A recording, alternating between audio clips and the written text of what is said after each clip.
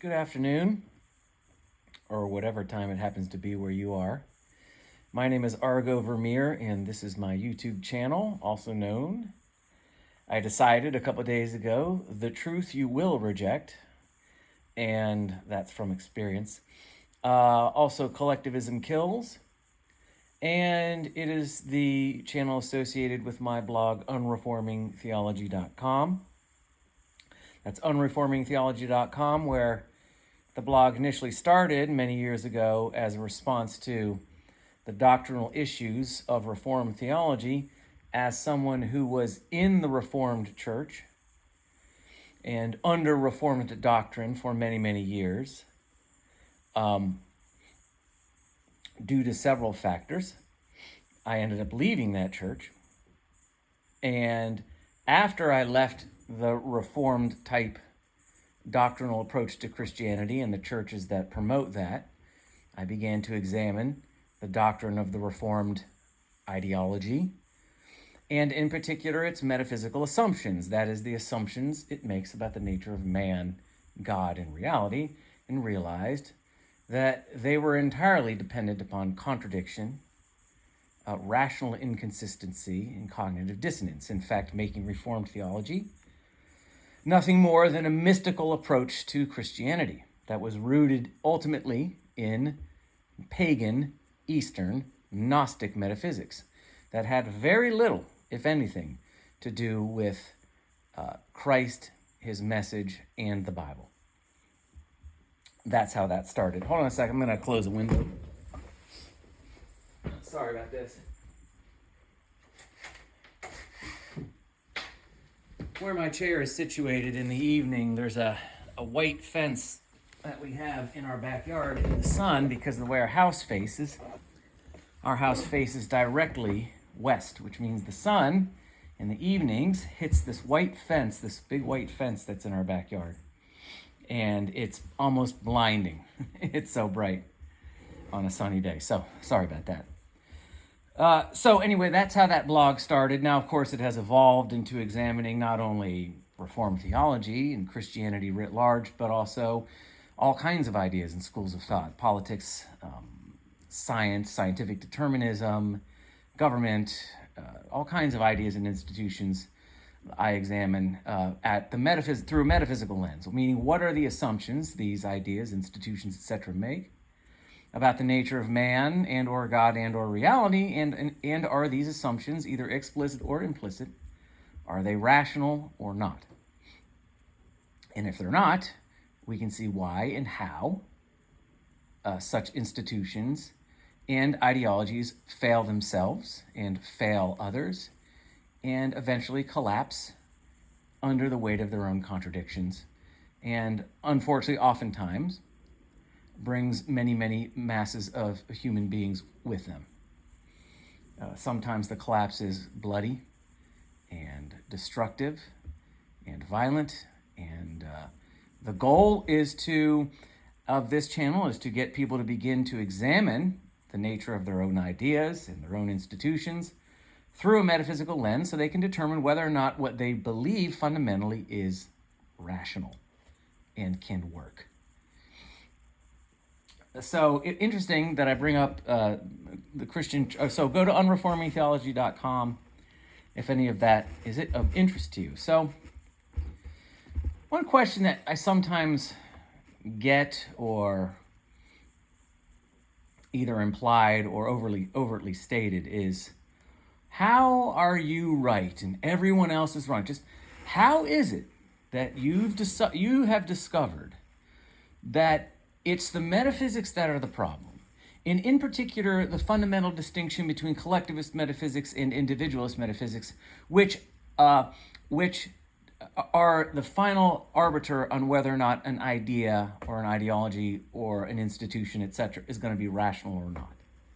What makes you so special? And the answer is, of course, I'm not special. But the point I'm trying to make here is that the reason why there are so few people like me, people that are going, wait a minute, maybe we should begin to examine the things that we believe and we subscribe to, political, theological, personal or otherwise, based on the assumptions they make about the nature of man and reality and God, if that's applicable.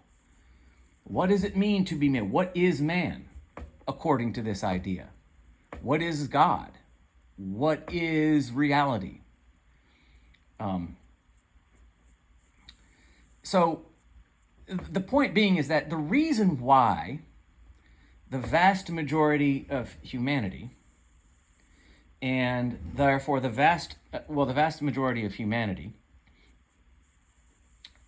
and I say the vast with a capital V, think, well, there are two things. They think implicitly according to collectivist metaphysics, which I have explained on many of to some extent on many of these videos.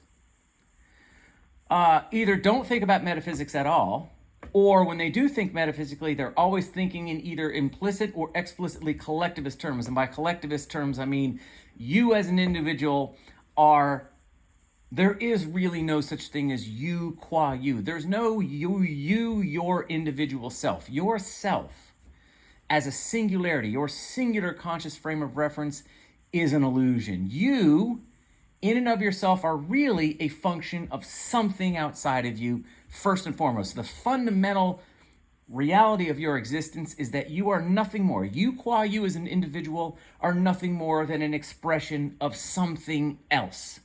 You are either a direct function of, for example, biological evolution.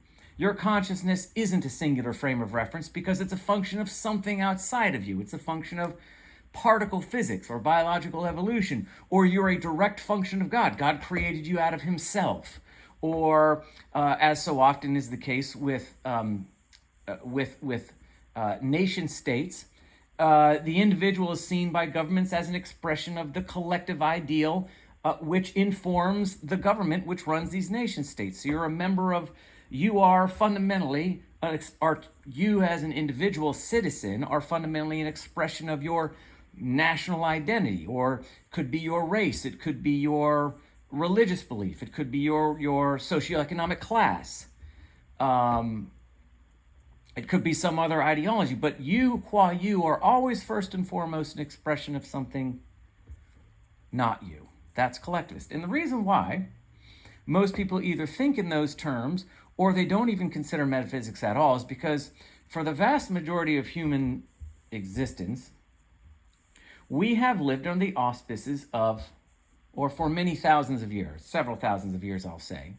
I'm not an expert on prehistoric man or ancient history, but for many thousands of years, man has existed under the auspices of a ruling class, an authority class. It could be a priest class, but some kind of governing group of governing leaders, capital L, that exist to compel the masses into some kind of legal ethics. So there's a law that we're all supposed to obey, and this law is enforced by the ruling authority, the government class. Sometimes it's the priest class, but there's a set of individuals, or sometimes just one individual, that has been called to steward the law in order to compel the masses into collective behavior, okay? The point I'm making is that the vast majority of humanity for several thousands of years has existed under the auspices of some kind of government. Even if it's a religious government, could be a secular government, communist, democratic, capitalist, whatever. So man's very existence from cradle to grave has been informed by the metaphysics which inform the state, which inform government. Which means that every single idea you hold, from the tiniest little idea to the grandest idea, is always subordinated to the authority of the state, which means it always must conform to the metaphysics which underwrite the state, and by the state I mean government. No matter what idea you have, because you are subject to law, and law is an expression of the ruling class or the government, and the government is an expression of collectivist metaphysics, that idea is going to be subordinated either explicitly or implicitly to the collectivist metaphysics which underwrite the state. And the thing is, the reason why most people don't think in these terms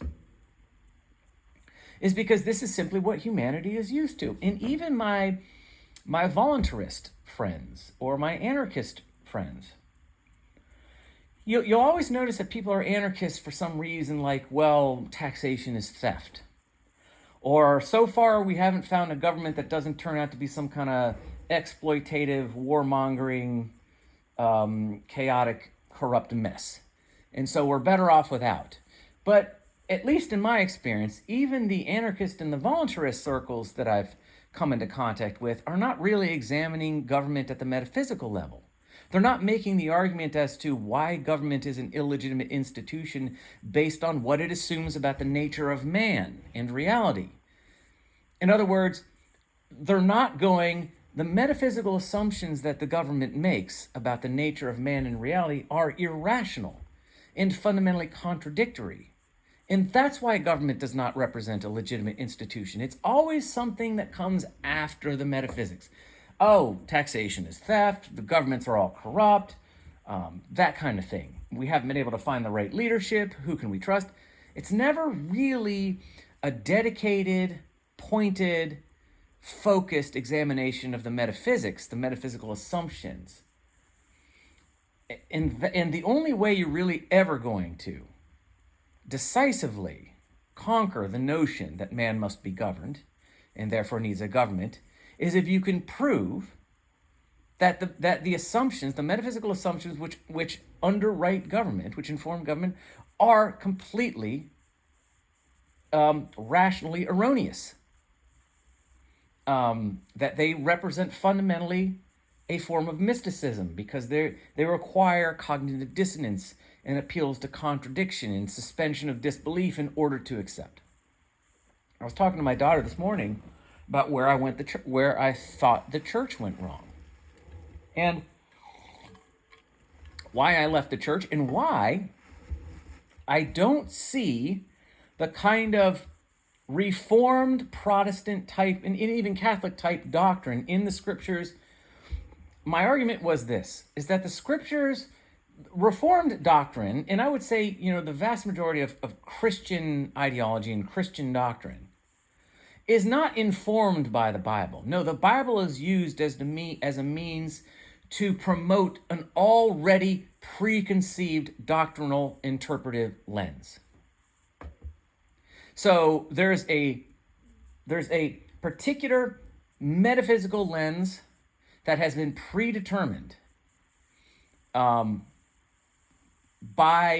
the church, and the Bible, rather than that being the place where they get these metaphysical assumptions, it simply becomes something that they use to twist to validate these metaphysical assumptions. But if you actually divorce the Bible from your preconceived Christian doctrine, for the most part, I'm not an expert in all Christian denominations. I'm mostly an expert in Reformed Protestantism, to some extent Catholicism, and even to some extent some Arminian type belief systems like Methodism.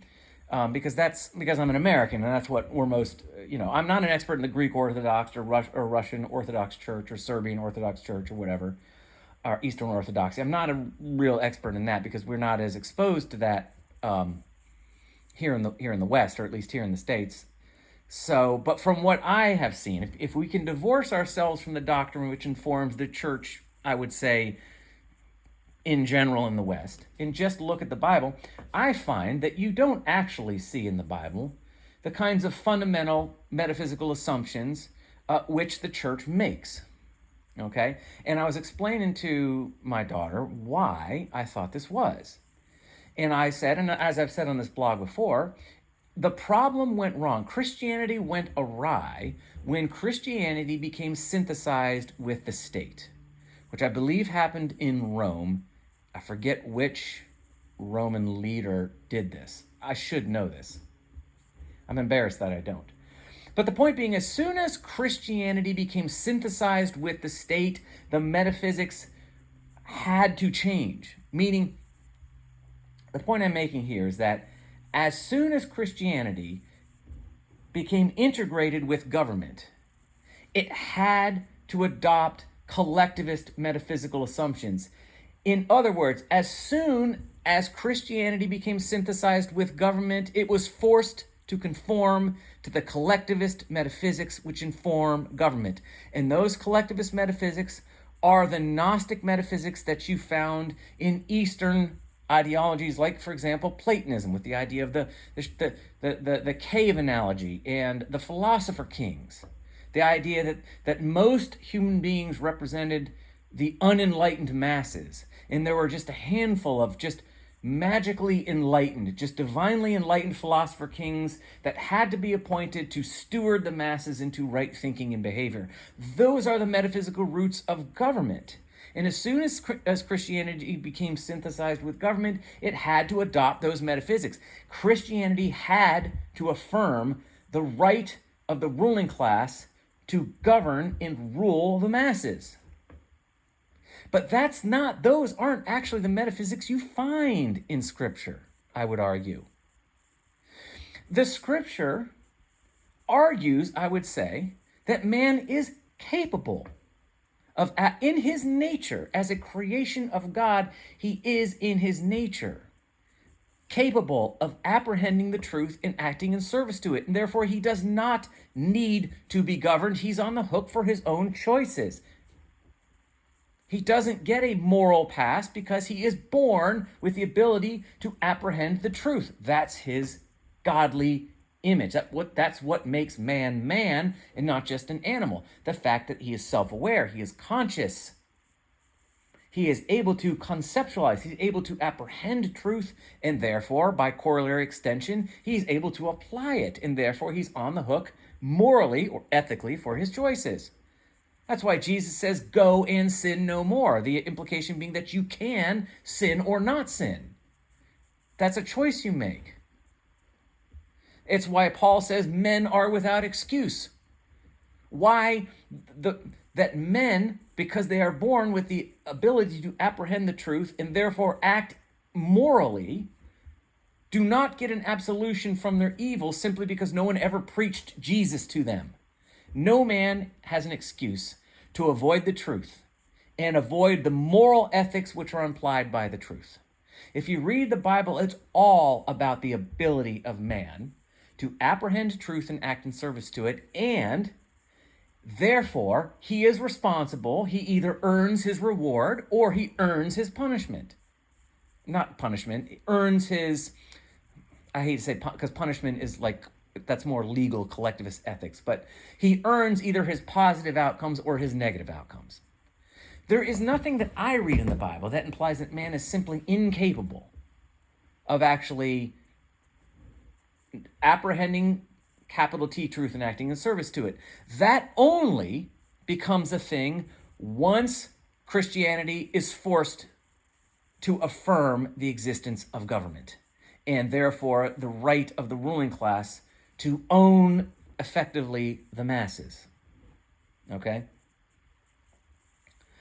So, if we understand that the reason why the kind of individualism, which is the true individualism I submit that I talk about, where man is born with the inherent, with inherent consciousness, meaning an inherent ability to objectively apprehend objective truth and therefore objectively act in service to objective good, that individualism, which says that man has a nature which makes him not just another animal, and that is his consciousness, and his consciousness is able. The reason why is because all ideas are almost always subject. They're either exploited by government to affirm the legitimacy of government, or they exist under the auspices of the state and therefore by implicit essence affirm these collectivist metaphysical assumptions. You have to take yourself out. See, this is, and the only way you can ever make a break from collectivist metaphysical assumptions is if you examine them, and no one does. Again, because they are so deeply ingrained to the human experience, right down to our very fundamental religious beliefs. that they're just not something people feel is necessary to think about. So anyway, that was just basically my argument was that because man exists and has existed for so many thousands of years under the auspices of the state, he never is really taught to think metaphysically. Because the state, which owns and operates his life for him from the day he's born to the day he dies, or she, is informed by collectivist metaphysics. So and they accept this arrangement, and so there's no reason for them to ever question the metaphysics. And that's why it's so rare that you find it. And even our most fundamental and sacred beliefs have been subordinated to the state. Again, as soon as Christianity became synthesized with government, it was forced to change its metaphysics to affirm the right of government to govern. And you'll notice that if you look at Christian theology and Christian doctrine writ large, the underlying metaphysical assumption is the infinite, absolute, and ineluctable inability of man. He can't save himself. He can't think for himself. He can't do good for himself. It's all God's grace. This is not actually biblical, but this is exactly what the collectivist metaphysics which underwrite government do imply. And since Christianity, ever since it's been synthesized with government, has been forced to accept these collectivist metaphysics, those are the metaphysics you're going to learn in church. Okay, so yeah. So I just wanted to say, that, and because I thought that was important. I was talking to my daughter this morning. I thought that might be important for people to hear. Okay, and then I'm going to talk a little bit more about the difference between power and wealth, because I made in the last video I did, which was the truth you will reject. Beware of the creeping communism. I was explaining that wealth and power are not necessarily corollary, and that wealth does not imply power. And I made the argument because I was talking about because fundamentally my understanding from what I hear is the communist assumption that somehow it is capitalist wealth which drives the mendaciousness, the avarice, and the perniciousness of capitalist states. It is capitalism which makes money the driving force behind government. So basically, the moneyed interests buy off government. Government becomes privatized in the interest of the wealthy, who then exploit the masses.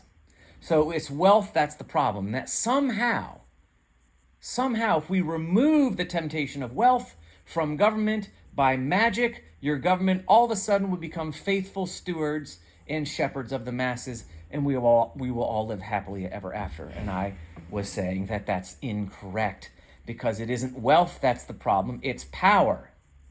What I mean by power is the assumption that some person, some group of people has some kind of divine mandate to force other people to do things that they would rather not do. They can force by divine mandate and an ethical code called the law to threaten with violence or actually do violence in order to compel another man against his will into giving up his time, his resources, and himself. That's power. That is implied by the collectivist metaphysics of government. Government is authority, and authority is force. Government is force. There is no government without the ability, metaphysically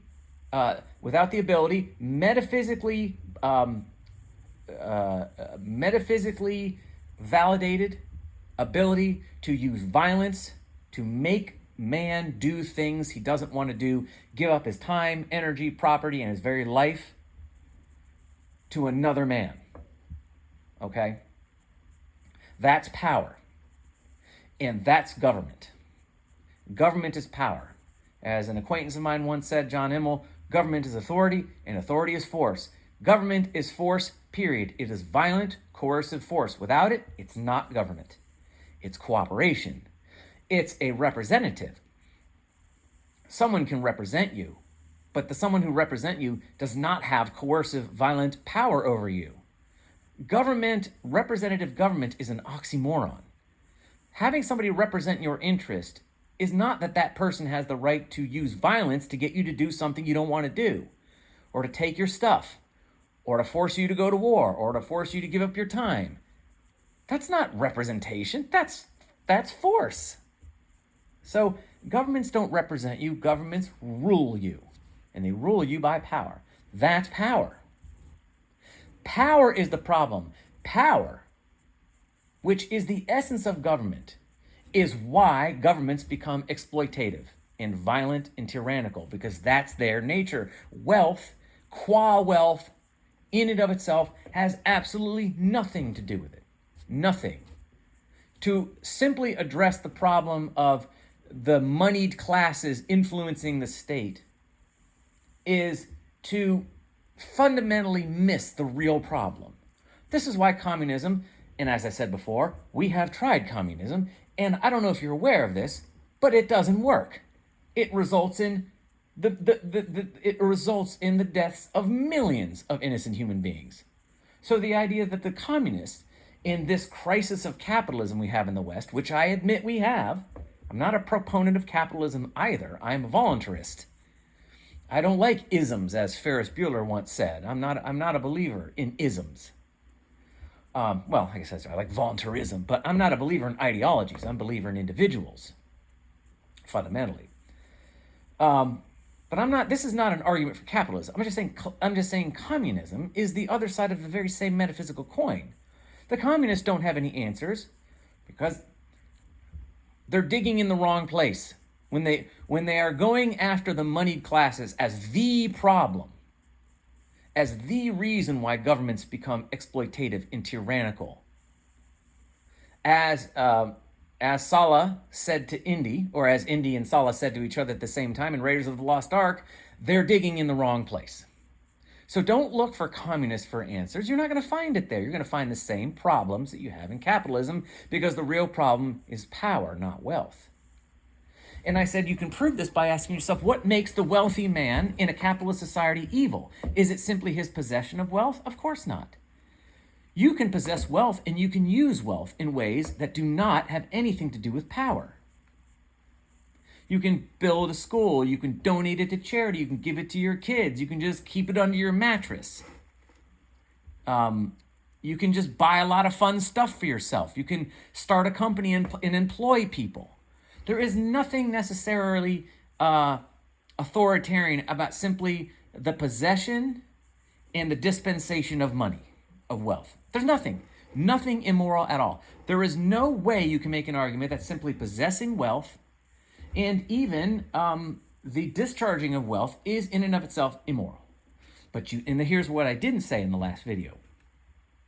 What I didn't say was that is not true for power. And understand, I'm not talking about power simply the ability to affect some outcome. I'm not talking about power in strictly the kinetic sense or the scientific sense, where power is just, the ability to move, the ability to create motion, the ability to affect an outcome. I mean power in the sense that I just described it, the metaphysical sense of power, the justification of violence in order to make another man give you, or of one man, the metaphysical, the appealing to some kind of a metaphysical premise, which allows me to justify using violence to extract money, property, time, labor, whatever from a fellow man. That's what I mean by power. Excuse me for a second. I'm going to close this. I've got two windows open. I'm going to close this one. It just really gets... I like having the windows open, but it just gets so bright. I can't even read my page, so... Okay, I will say it. The possession of power in and of itself is immoral. And of course, now you have to think power and wealth, like the corollary to the possession of something is that the application of it. So there's a corollary between the possession of wealth and power and its praxis, okay? So when I say that there is no application of, see, there are many applications of wealth that are not immoral, which means that fundamentally the possession of wealth is not immoral necessarily. This is not true for power. There is no application of power that is not immoral. Every single application of power is, in fact, immoral, which means the possession of power is immoral. It is evil. Now, again, according to the metaphysical definition of power, where power is authority. And authority is simply the appealing to a metaphysical premise that allows me to extract from you your person and or property, whether you want me to or not. That is power. And that's always evil. Now, self-defense is not an exercise of authority. If you use violence in order to protect yourself from those that are attempting to exercise violent coercion over you, meaning if you use violence to resist someone who is coming to rob you or murder you, or that is not an exercise of metaphysical authority. That is not an exercise of political authority. That is a rational response to someone who has rejected their own individual self. You see, to be an individual, and I'm not going to get into the metaphysics of this right now, I have in the past and I will, individualism promotes the idea that there is myself and the corresponding other self.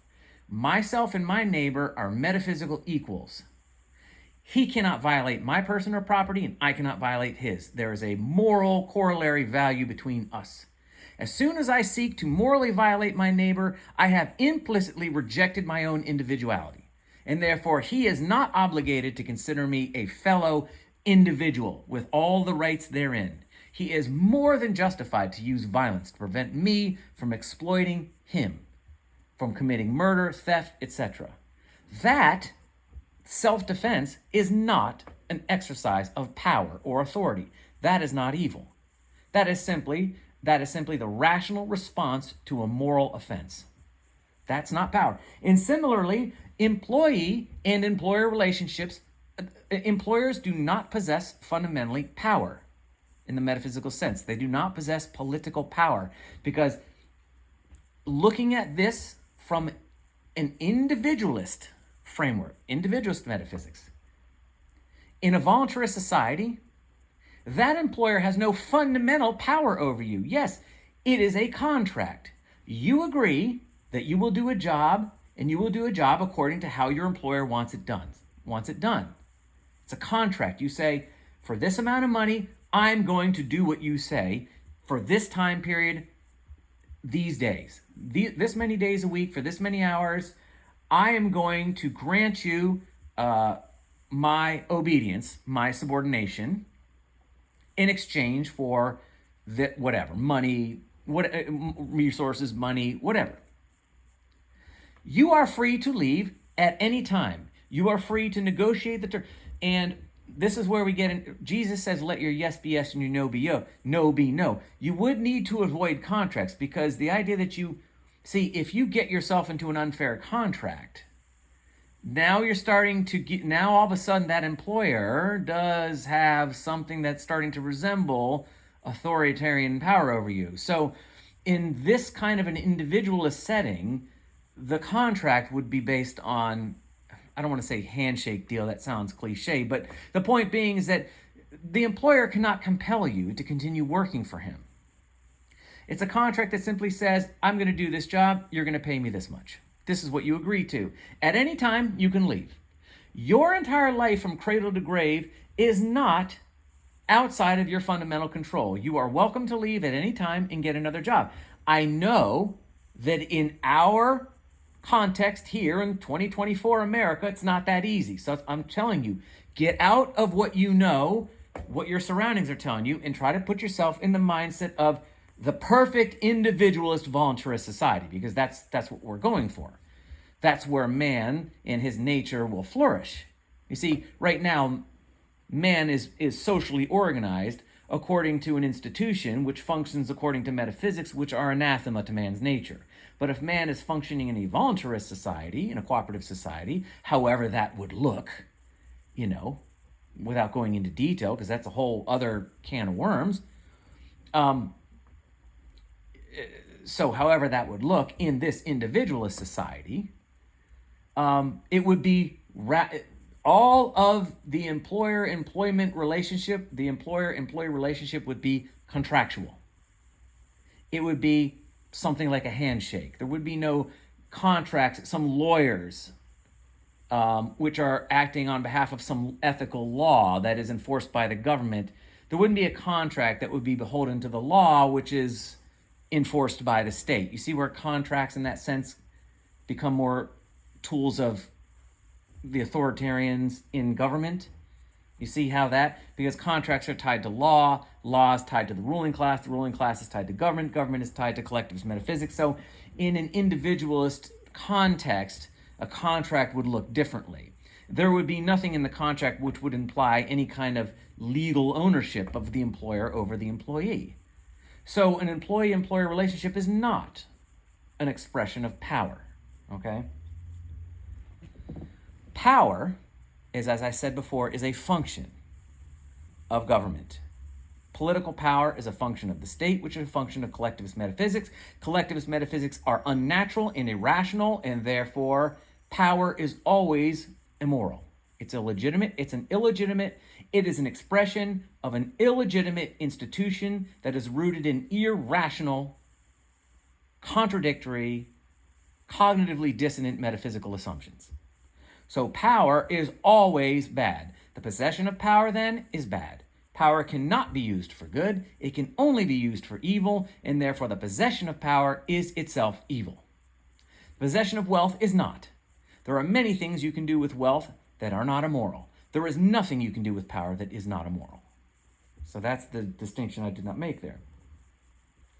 So if you remove the wealth, you might remove the means of some evil people to acquire power, or some authoritarians, or some incompetent, corrupt people to acquire power, but you're not going to deal with the root issue. The root issue is power, and power is rooted in the problems with the metaphysics which underwrite government, and those metaphysics are collectivist. It is the collectivist metaphysics that are always the problem. So simply getting rid of the ability of certain people to acquire a certain amount of wealth is never going to solve the problems that come along with government, ever.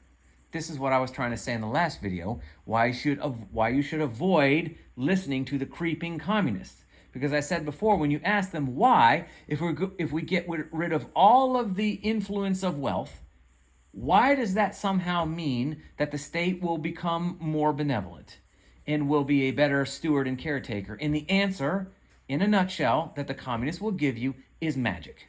Just magic. They just will. It's just this, it's the evil capitalist. It's the evil influence of money. If we get rid of all the money, just magically, the state isn't authoritarian anymore. All of a sudden, the state becomes this benevolent shepherd that wants to cooperate with you. Getting rid of the money does not change the metaphysics, and it does not change the nature of government, which means the government, with or without the capitalist buying it off, is as fundamentally corrupt and tyrannical in its nature, with or without the capitalist class. With or without the capitalist class, the government has the exact same nature, totalitarian and tyrannical, because it is rooted in metaphysics, which always imply that. The problem is power. And so this is why communism doesn't work. So again, communists and capitalists are two sides of the same coin. And, honestly, I think you could probably make an argument that most capitalists who are greedy for power would rather just be communists, because it's a lot less work. See, capitalists have to make enough wealth and use it in an effective way to buy themselves into power. Where communists, power is just, if you have the right ideology and you can prove yourself a loyal party member, you can pretty much just get power. Power in communist kind of governments is just sort of it's inherited or it's bestowed. It's more It's more just showing yourself a loyal sort of party member rather than actually having to finagle your way into it by sort of using wealth as a tool to build something. You have to, in capitalism, you kind of have to build your way into the authoritarian class, where in communism, it seems like it's just more of an ideological straight line. Now, I could be entirely wrong about that. And I submit I could be entirely wrong. You could say that it's easier to be authoritarian in a capitalist system than and you know what? I would accept that, because I can think of some arguments that I might make to suggest that it's actually easier to be an authoritarian in a capitalist class because your authority is hidden and therefore it's more effective. And that's why capitalists and capitalist governments tend to be richer and tend to be more powerful. So I can see both sides of that argument. The point being is that the problem is not the wealth. The problem is not the difference between capitalism and communism. The problem lies in the nature of government, period. So simply changing government from capitalist to communist or vice versa is never going to fundamentally fix man's problem with government. So that's all I wanted to say. I hope that was informative. I think I kept this to about 40 minutes, which seems to be my MO. So if any of this is interesting and you like this and you find this of any value whatsoever, please like, share, and subscribe. It would be nice to get like around 200 subscribers. I'm at like 199. I'm not under any illusions that I'm going to get any kind of following here other than just a simple drop in the bucket, and that's for many reasons. But it would be nice to have a nice round number. You know, it'd be nice to look, like, to me, there's like a nice difference between 199 and 200. So if there's anybody feeling even a little bit charitable, that just, look, subscribe. You're not going to see me in your YouTube feed. Nobody's watching this. You're going to have to go look. So I'm not going to pester you in your YouTube feed. I'm not going to be anywhere near it. You know, just do me a favor, hit the subscribe. You'll never see me again. Just let me have the satisfaction of just having that round number, 200. Just give me that little bit of satisfaction of seeing a nice round number. Yeah, anyway. All right, enough groveling. Well, I hope you guys are doing well. The teeny handful of you that listen, God bless you all. Thank you for listening. Hopefully this has helped and or is at least informative. And I will talk at you later. Take care. Bye.